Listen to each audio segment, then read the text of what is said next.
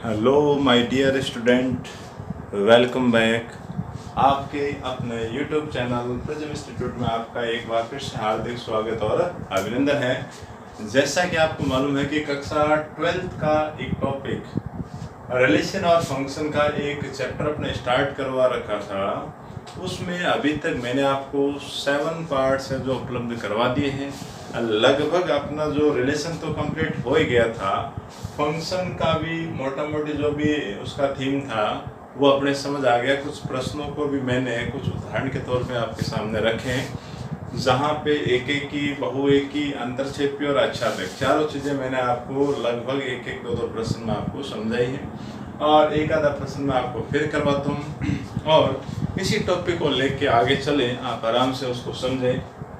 Main चीज़ होती है कि आपका कॉन्सेप्ट है जो क्लियर होना चाहिए। यदि आपका कॉन्सेप्ट क्लियर हो गया फिर आपको ज़्यादा प्रश्न करने की आवश्यकता नहीं। देखो, प्रश्न नंबर ऑफ क्वेश्चन यदि आप बढ़ाते हो तो उसमें क्या होता है कि आपके जो समझ आ रखा जो मैटर है उसको फटाफट करने की जो फ्लुएंसी है, जो कंटिन्यूटी है, उसमें क्या है, बड़ी शार्पनेस आती है। मतलब कहीं गलती के जो चांस होते हैं वो बिल्कुल क्या है, जीरो हो जाते हैं। बाकी एक होता है जैसे एक दो क्वेश्चन आपने देखे, मेन बात ये है कि आपका जो चैप्टर है, मुख्य जो बिंदु है वो किसके बारे में समझाया जा रहा है, उसमें क्या चीज़ें आपको बताई जा रही है, वो सारी चीज़ें आपकी क्या बिल्कुल एकदम क्लियर होनी चाहिए, नेट एंड क्लियर होनी चाहिए। यदि वो चीज़ें आपके क्लियर है तो आपको क्वेश्चन का कोई सा बना के दे दिया जाए उसमें कोई कभी दिक्कत नहीं आती है। अब एक क्वेश्चन देखो, बहुएकी का मैं और लिखा एक प्रश्न, ये अभी करके आपने और समझते हैं बहुएकी क्यों होता है, जब एक एक नहीं होता है बहुएकी होता है।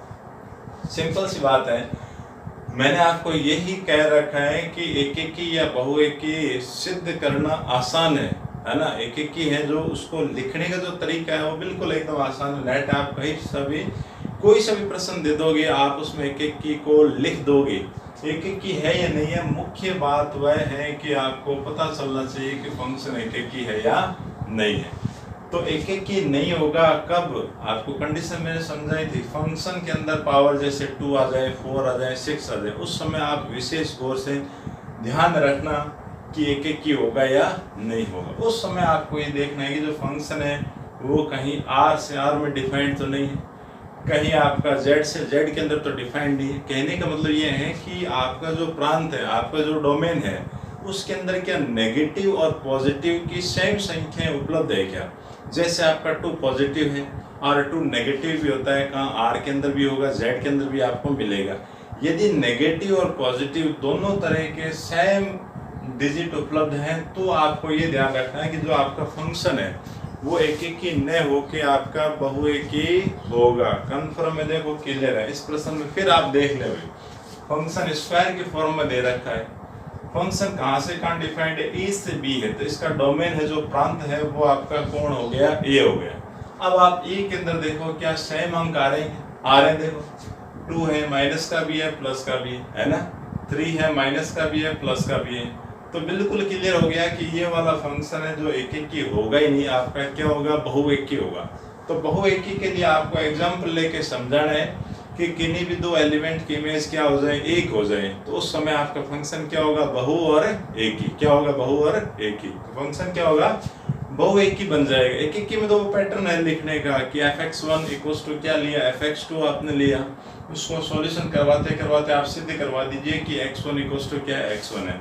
यदि दो एलिमेंट है जिनकी इमेज अपने बराबर लेके चले, उस कंडीशन में यदि आपने एलिमेंट को आपस में क्या इक्वल प्रूव करवा दिया तो उस समय आपको जो फंक्शन है वो एक एक की होगा, 1 1 होगा। ठीक है, इतना क्लियर है। अब यहाँ चलते हैं भाई, मैनी वन आपको करवाना है, बहुएकी करवाना है। करना है क्या, आप एग्जाम्पल लें, आप ये लें कि x1 को मैंने क्या ले लिया, 2 ले लिया, ठीक है। x2 को मैंने क्या ले लिया भाई, प्लस वाला 2 ले लिया। x1 माइनस का 2 और x2 क्या उठाए यहाँ से, प्लस का 2। x यहाँ से उठेगा, y कहाँ मिलेगा, आपको सामने मिलेगा। अब देखें, आप ये देखें कि -2 की इमेज आप देखो, तो -2 फंक्शन में x की जगह आपने क्या रखा, -2, तो क्या होगा, देखो -2 का स्क्वायर, -2 का स्क्वायर करोगे तो क्या आएगा, 4 आएगा। इसी प्रकार आप 2 की इमेज देखें, मतलब x2 के लिए आप 2 की इमेज देखोगे तो 2 को रखना कहाँ है, देखो 2 की पावर 2, ये भी आपका क्या आया, 4 आया। आप ये देखें कि -2 है जो इक्वल नहीं है 2 के, परंतु इनकी इमेज f-2 इक्वल आ गई किसके, f2 के। तो इसको पढ़ा जाए तो ऐसा ही पढ़ा जाएगा कि x1 और x2 तो इक्वल नहीं है, परंतु इनकी इमेज क्या आ गई, आपस में इक्वल आ गई। और इक्वल आने का मतलब क्या हो गया कि आपके एलिमेंट इक्वल नहीं है परंतु इमेज इक्वल आ रही, तो फंक्शन आपका क्या होगा, बहुएकी होगा, एकेकी होगा नहीं। और देख लो, यदि मान लो आपने x की जगह इमेज क्या लिया, -3 लिया, तो यहाँ रखोगे तो -3 का स्क्वायर मतलब क्या आएगा, 9। इसी प्रकार एक एलिमेंट और बचा, वो छोटा ही सेट है, सबके रख लो तो इसका आएगा 3 का स्क्वायर, क्या आया, फिर से 9। आप ये देखें कि -3 और 3 इक्वल नहीं है, परंतु इनकी जो इमेज है वो आपस में क्या आ गई, इक्वल आ गई। तो ये कह देंगे कि तो फलन कैसा है भाई, तो फलन क्या एकेकी नहीं है, बहुएकी। तो लिखेंगे कि तो फलन बहुएकी है, कैसा है, बहुएकी है। मैनी वन फंक्शन है भाई आपका, क्या है, मैनी वन फंक्शन है। अब आप क्या ये बता सकते हैं कि क्या फंक्शन है वो आच्छादक है या नहीं, इसने पूछा नहीं है, फिर भी आप खुद समझे कि आच्छादक होगा या नहीं होगा। भाई आच्छादक होगा या नहीं होगा, कैसे पता लगाओगे आच्छादक है या नहीं है। तो पता है क्या लगाना, आपने सभी की इमेज निकाल ली। तो देखो मैं सेट बना के उस सेट के द्वारा समझा देता हूँ। देखो अपने पास जो सेट ए है, इधर कौन है, बी। सेट ए में दे रखा है -2, 2, -3 और 3। सेट बी में क्या दे रखा है, 1, 4, 8 और 9। आपने ये देखा -2 की इमेज क्या है, 4 है, तो -2 कहाँ है, 4 से जॉइंट है। 2 की इमेज भी 4 आ रही है, ये भी क्या है, 2 भी 4 से जॉइंट है। इसी प्रकार -3 की इमेज क्या मिली, 9, और 3 की इमेज भी क्या आ रही है, 9 आ रही है। तो आप ये देखें कि जो के अंदर आपके पास 1 और 8 क्या रह गया, 1 और 8 ऐसे दो एलिमेंट रह गए जिनकी प्री इमेज आपके पास नहीं है। क्या नहीं है, प्री इमेज नहीं है। और यदि कोडोमेन में कम से कम क्या होना चाहिए, कम से कम एक ऐसा एलिमेंट रह जाए जिसके लिए डोमेन में आपको प्री इमेज नहीं मिले, तो ऐसे फंक्शन, ऐसे फलन क्या कहलाते हैं, अंतरक्षेपी कहलाते हैं, आच्छादक नहीं होते हैं। इसका मतलब ये जो फंक्शन आपको f(x) दे रखा है वो क्या आच्छादक नहीं है। तो लिखेंगे कि फलन आच्छादक नहीं है, फलन क्या नहीं, आच्छादक नहीं है, या कह सकते हैं अंतरक्षेपी। क्या कह सकते हैं, फंक्शन कैसा है भाई, अंतरक्षेपी फलन है। तो ये होता है आच्छादक और अंतरक्षेपी फलन को देखने का तरीका, पैटर्न। अब बारी आती है अपने इनवर्स फंक्शन की। प्रतिलोम फलन क्या होता है, उसे कैसे निकाल सकते हैं। तो देखो उसे समझे, इसका स्क्रीनशॉट यदि आप लेना चाहें तो ले सकते हैं आराम से। चलो फिर और आगे चलते हैं, इसी सीक्वेंस, इसी कड़ी के अनुसार आगे चले। अब देखो इनवर्स फंक्शन की निकालने के लिए देखो दो महत्वपूर्ण बातें क्या होनी चाहिए। देखो ये पता है कि जैसे कोई आपका सेट ए दे रखा है, क्या दे रखा है, सेट ए दे रखा है, और ये आपका क्या है, सेट बी हो। ए से बी में कोई फंक्शन एफ हो, एफ देखो कहां से है, ए टू बी डिफाइंड हो। तो इनवर्स के अंदर क्या होता है, उल्टा होता है। इनवर्स के अंदर उल्टा होता है, ये होता है एफ इनवर्स। तो जो एफ इनवर्स होता है वो होता है बी टू ए डिफाइंड होता है, उल्टा होगा आपका। कहने का मतलब कि इनवर्स के लिए जो डोमेन होगा वो आपका बी हो जाएगा, और को डोमेन मतलब सह प्रांत आपका ए कहलाएगा। इसी प्रकार जैसे फंक्शन ए के लिए देखा जाए तो आपका ये तो क्या है, प्रांत है, और बी क्या है, सह प्रांत है। इसके लिए देखा जाए उस कंडीशन में ये तो आपका क्या है, प्रांत है, और इधर वाला क्या है, सह प्रांत होता है। इनवर्स के लिए देखा जाए तो ये आपका सह प्रांत है, को डोमेन है आपका, सॉरी ये आपका क्या है, डोमेन है, प्रांत होगा, और ये सामने वाला क्या हो जाएगा, सह प्रांत हो जाएगा। देखो इनवर्स आपका जो इनवर्स फंक्शन है वो डिफाइंड कब होगा, आपको ये तो जानकारी के अंदर है कि कोई भी फंक्शन या कोई भी रिलेशन फंक्शन कब कहलाता है, जब यहाँ कोई भी एलिमेंट ऐसा बाकी नहीं रहना चाहिए, मतलब प्रांत में ऐसा कोई एलिमेंट नहीं रहना चाहिए जिसके लिए आपको अद्वितीय इमेज कहाँ नहीं मिले, सह प्रांत के अंदर नहीं मिले। तो कहने का मतलब कि इधर मान लो आपके पास 1, 2 और 3 है, तो इधर के पास आपके पास क्या होना चाहिए, ABC होना चाहिए। तो जैसे मान लो C को 1 से कनेक्ट करवा दिया, और B को 3 से जोड़ दिया, और क्या हो गया, आपको a से 2 को कनेक्ट करवा दिया। तो इनवर्स फंक्शन एक और केवल महत्वपूर्ण बात यह है कि इनवर्स फंक्शन कब डिफाइंड होता है, यदि आपका क्या होना चाहिए, नोट विशेष बात है कि यदि फलन f क्या हो, एक के आच्छादक हो, क्या होना चाहिए, एक के आच्छादित फलन या आच्छादक फलन हो तो इनवर्स विद्यमान होगा। तो क्या f इनवर्स विद्यमान होगा। f इनवर्स केवल और केवल तभी विद्यमान होगा जब आपका जो फलन f है a टू b जो डिफाइंड है ये वाला, वो यदि एक की और आच्छादक होगा तभी आपका डिफाइंड होगा। कारण आपको समझा दिया। आच्छादक क्यों होना चाहिए, आच्छादक इसलिए होना चाहिए कि यहाँ कोई एलिमेंट खाली नहीं हो। आच्छादक क्या होता है कि सह प्रांत में कोई भी एलिमेंट खाली नहीं रहना चाहिए। क्यों नहीं रहना चाहिए, इसका कारण क्या, जैसे आप इन्वर्स करोगे उस कंडीशन में आपका जो प्रांत का काम करेगा वो कौन करेगा, ये सेट बी करेगा। अगर मान लो प्रांत में कोई एक ऐसा एलिमेंट बाकी रह जाए जिसके लिए यहाँ आपको इमेज नहीं मिले, उस समय ये आपका इनवर्स है वो क्या है, फलन नहीं होगा, सिर्फ रिलेशन होगा। तो फंक्शन होने के लिए यहाँ कोई एलिमेंट खाली नहीं रहना चाहिए। और खाली नहीं रहने की शर्त क्या होती है कि आपका जो फंक्शन वो क्या होना चाहिए, आच्छादित होना चाहिए, आच्छादित होना चाहिए, ऑन टू फंक्शन आपका होना जरूरी है। अब एक क्यों होना चाहिए, एक आपका इसलिए होना चाहिए कि यहाँ अगर फलन आपका एक होगा तो इनवर्स वाली कंडीशन में आपका जो एलिमेंट यहाँ का ये पढ़ा जाएगा, उसके लिए अद्वितीय इमेज फलन होने के लिए एक ही क्या होना चाहिए, अद्वितीय इमेज आपके पास होनी चाहिए। मतलब एक ही जो इमेज आप यहाँ देख रहे हो जैसे 2 है तो 2 के अलावा दूसरी आपको नजर नहीं आनी चाहिए। तो बस यही मोटा कारण होता है कि अगर कोई आपका फंक्शन f या g या h जो भी दे रखा है वो अगर एक की और आच्छादक होगा, उसी कंडीशन में उसका प्रतिलोम जो फलन है, इनवर्स फंक्शन है, वो डिफाइंड होगा, नहीं तो डिफाइंड नहीं होगा। ये भी बहुत अच्छी बात है ना। तो यदि कोई फलन आपका एक की और आच्छादक होगा उस कंडीशन में ही आपका जो इनवर्स फंक्शन है वो डिफाइंड होगा। तो समझ आ गया। तो यदि फलन एक की नहीं होगा तो वही लिख देंगे कि इसका प्रतिलोम फलन क्या परिभाषित नहीं होगा। और यदि एक की हो जाएगा तो आच्छादक चेक करेंगे, और एक की और आच्छादक दोनों हो जाएगा तो इनवर्स फंक्शन आपका आ जाएगा। अब इनवर्स फंक्शन की वैल्यू कहाँ से आती है वो अभी एक एग्जांपल लेके देखें। आपने क्या रखा है एक की और आच्छादक फलनों को। तो और आगे चलते हैं, इसी सीक्वेंस के अंदर और आगे चलें। एक की और आच्छादक फलन तो आपने सिद्ध करना सीख ही रखा है। तो एक छोटा सा एग्जांपल और ले लिया जाए कि जैसे आपका जो फंक्शन है क्या ले लें, इस प्रकार का ले लें कि यदि f r से r, क्या लिख लेते हैं, यदि f r से r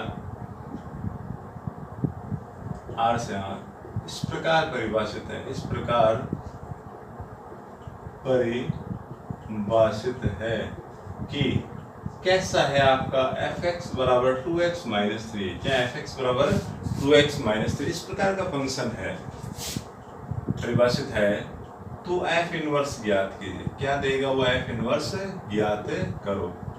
अब देखो f इनवर्स निकालने के लिए आपको सबसे पहले काम क्या करवाना है, आपको पहले इसी फंक्शन fx को 1 1 और ऑन टू आपको करना पड़ेगा एक की और आच्छादक यदि आपने प्रूव करवा दिया उस कंडीशन में अपने उसका इनवर्स निकाल पाएंगे। तो देखो एक की और आच्छादक पहले सिद्ध करवाएं।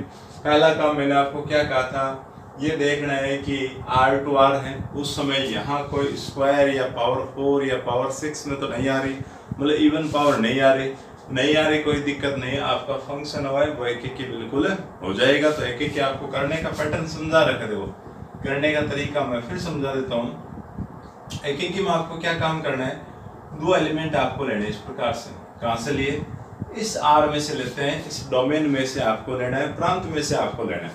और ऐसा मान लेते हैं, क्या मान लेते हैं कि जो एलिमेंट आपने उठाए ना उनकी इमेज आपस में क्या है, बराबर है। ऐसा मान के चलते हैं कि दोनों की इमेज के आपस में बराबर है। तो लास्ट में अपने एलिमेंट को बराबर लेके आ जाएंगे तो आपका जो फंक्शन f होगा वो क्या कहलाएगा, एक की कहलाएगा। तो देखो fx होता है तो किस प्रकार लिखा जाता है कि 2x माइनस 3। यदि fx 1 कर दें तो यहाँ क्या लिखा जाएगा 2x1 माइनस 3। तो fx 1 के लिए ये फलन आ जाएगा 2x1 माइनस 3। इसी प्रकार fx2 होगा तो क्या लिखा जाएगा 2x2 और माइनस 3। ये मैंने वहां से फंक्शन में से कॉपी किए। अब यहाँ से 3 से आपका नेगेटिव 3 कैंसिल हो जाएगा, क्या रह गया 2x1 इक्वल्स टू 2x2। 2 से 2 फिर कैंसिल हो गया, आपके पास क्या है x1 equals to x1, x1 equals to x2। मतलब आपने इमेज बराबर लेके चले और एलिमेंट क्या लेके आ गए, बराबर लेके आ गए, तो ये कह देंगे तो फलन f क्या हुआ आपका एक एक ही होगा, एक एक ही है। तो वैसे करने का तरीका, एक एक ही सिद्ध करने का तरीका यही होता है, सिर्फ आपको स्टार्ट में जानकारी होनी चाहिए कि एक एक ही होगा या नहीं होगा। एक एक ही है तो करने का तरीका, पैटर्न आपका हर प्रश्न के अंदर इसी प्रकार से आप रखो, आराम से हो जाएगा। अब चलते हैं अच्छा तक होगा या नहीं होगा, देख लेते हैं। अच्छा तक होगा बिल्कुल। अच्छा तक होने के लिए आपको करना क्या, जो फंक्शन दे रखा है उससे आप y के बराबर ले लो। क्या ले लो, fx और y। मैंने आपको समझाया था कि fx और y आपका क्या होता है, y होता है।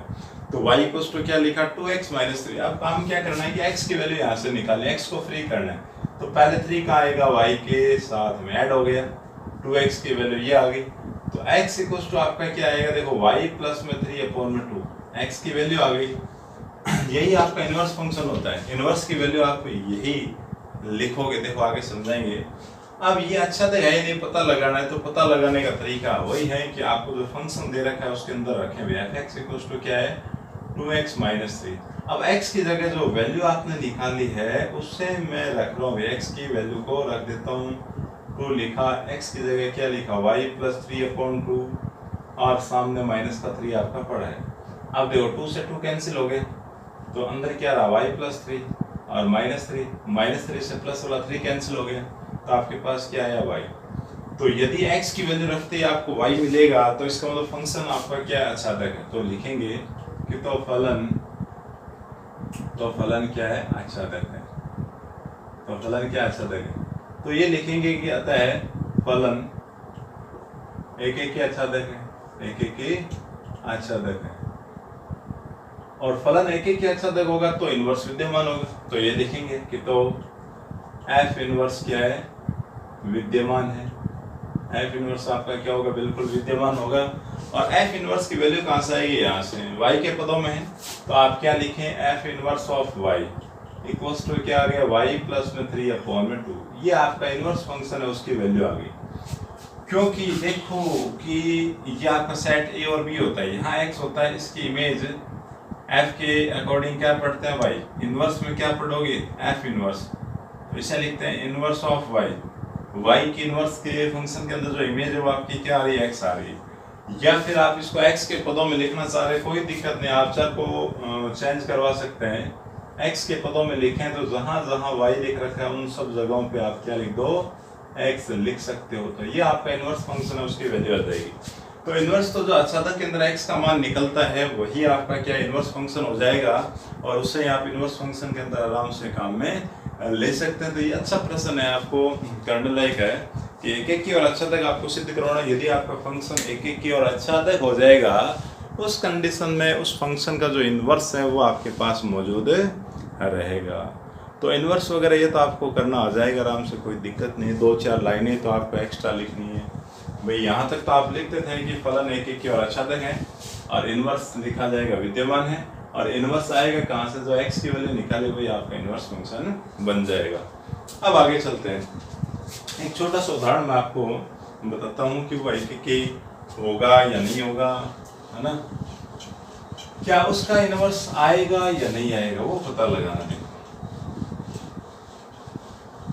तो एक एक आपको समझ आ रखा है कि 1 की इमेज सामने क्या नजर आनी चाहिए, 1 आनी चाहिए।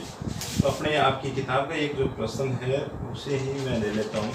हालांकि ये संबंध और फलन का जो टॉपिक है वो काफ़ी बड़ा है, तो उसे लेके चलना देखो बहुत ही टेढ़ा काम है।